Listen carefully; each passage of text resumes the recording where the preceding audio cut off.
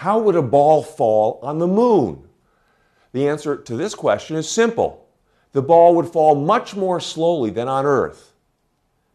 Every aspect of the ball's fall would be slower.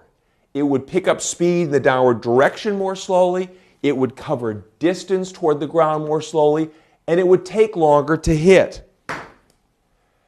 To understand why that's the case, however, we need to revisit the issue of gravity and take a look again at the relationship between weight and mass. Up until now, I've talked about falling near the Earth's surface, and I told you that every kilogram of mass near the Earth's surface acquires a weight of about 9.8 newtons. And if you drop an object near the Earth's surface, it accelerates downward at about 9.8 meters per second squared. You'll notice that I keep saying near the Earth's surface, and that's because those two statements are dependent on the Earth's gravity here, the local strength of gravity. Now, as we'll see in the episode on rockets, the local strength of gravity is local. It varies from place to place. And the details we'll save for that episode. But for the moment, it's important to know that the strength of gravity, that is, how much weight is produced for each kilogram of mass, depends on two things. It depends on the mass of the object producing that gravitational force, and it depends on your distance from that object. In the present case, here near the Earth's surface, the object that's producing the gravity is the Earth, and so we care about the mass of the Earth.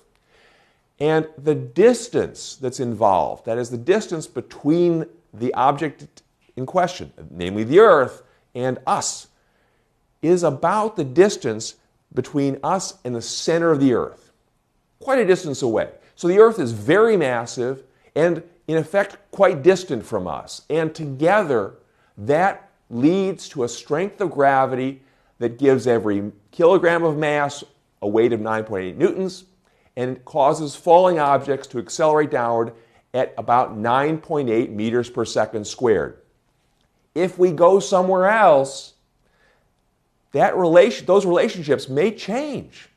For example, if we go to the moon, where the strength of gravity locally on the surface of the moon is about 1/6 that on the Earth, well, every kilogram of mass will acquire a weight of only about 1.6 newtons.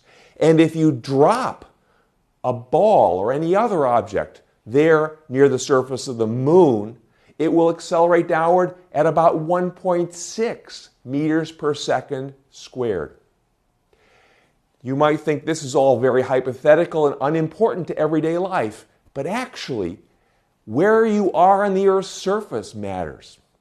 When I say that a kilogram of mass weighs about 9.8 newtons here near the Earth's surface, it's really an about. There are places you can go on Earth that have stronger local gravity and places you can go that have weaker local gravity. Every time you go upward, for example, into the mountains or into a plain, and get farther from the center of the Earth, the strength of gravity, the Earth's gravity, weakens slightly, and you weigh a little less. You don't actually have to go up or down. You can move to different locations on Earth. The Earth, it turns out, is not perfectly spherical. Because it's spinning, it is in effect flung outward around its equator. The diameter of the Earth is larger around the equator than it is across the poles. So you can get closer to the center of the Earth by going to the North or South Pole. And you can get farther from the center of the Earth by going to the equator. And that will affect your weight by about 0.5%. So you will actually weigh about 0.5% more on one of the poles than you do on the equator. 0.5% is not trivial. And so that 9.8 meters per second squared acceleration of a falling ball, don't trust the next digit all that much. You have to be careful about it. So, the relationships between mass and weight depend on where you are, And the acceleration of a falling ball also depends on where you are. If you visit the grocery store, you'll find items being sold by weight and items being sold by mass, and some items that are sold by both. This chocolate bar, for example, is labeled according to both weight and mass. It says here, net weight 3.5 ounces. That's a weight listing. The ounce is a unit of force equal to 1/16 of a pound force. So that's the weight of this chocolate bar as promised by the manufacturer. And a second label here says this chocolate bar has a mass of 100 grams. A gram is a unit of mass equal to 1/1000th of a kilogram. So we have this bar labeled according to its weight and according to its mass.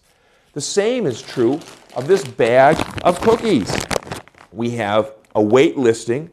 It says net weight 16 ounces or 1 pound. Those are both units of those are both force amounts. So we have a weight, and we also have 453 grams. That means that this bag of cookies has a mass of 453 grams, and again, a gram is a unit of mass. So these two items are labeled and sold by both weight and by mass, which brings us to a question. If I take these items to the moon, are they still labeled correctly? And if they're not labeled correctly, what has gone wrong with the labeling? Their labels still accurately specify their masses, but those labels are way off when it comes to weight. Mass, after all, is the measure of an object's inertia. It has nothing to do with gravity. So the mass of, say, this chocolate bar is the same on the moon as it is on Earth, as it is in deep space. It simply reflects how difficult it is to make this chocolate bar accelerate. So the mass is 100 grams here, it's a mass is 100 grams on the moon, mass is 100 grams anywhere you like. On the other hand, weight depends on the local strength of gravity.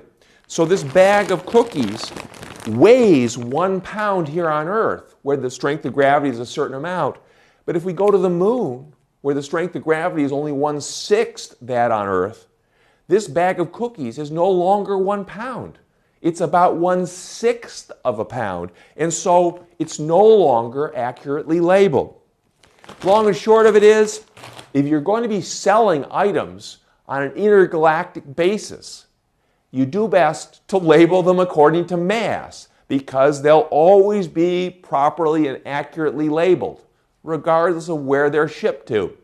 If you label them according to weight, you're likely to run into trouble with the authorities for selling under or possibly overweight items. The bottom line is that a ball's weight and its acceleration due to gravity both depend on the local strength of that gravity. In most cases, however, we don't notice that dependence, and that's because the Earth's gravity is so nearly the same anywhere we can go that the variations in weight and acceleration due to gravity are very subtle.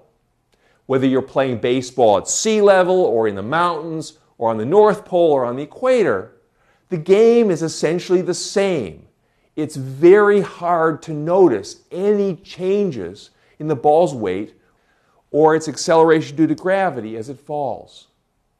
But if you go and play baseball on the moon, where the local strength of gravity is only about 1/6 that on Earth, the game is going to change significantly. The ball will weigh only 1/6 its Earth weight, and as it falls, its acceleration due to gravity will be only about 1/6 its value here on Earth. The game will be a very different game.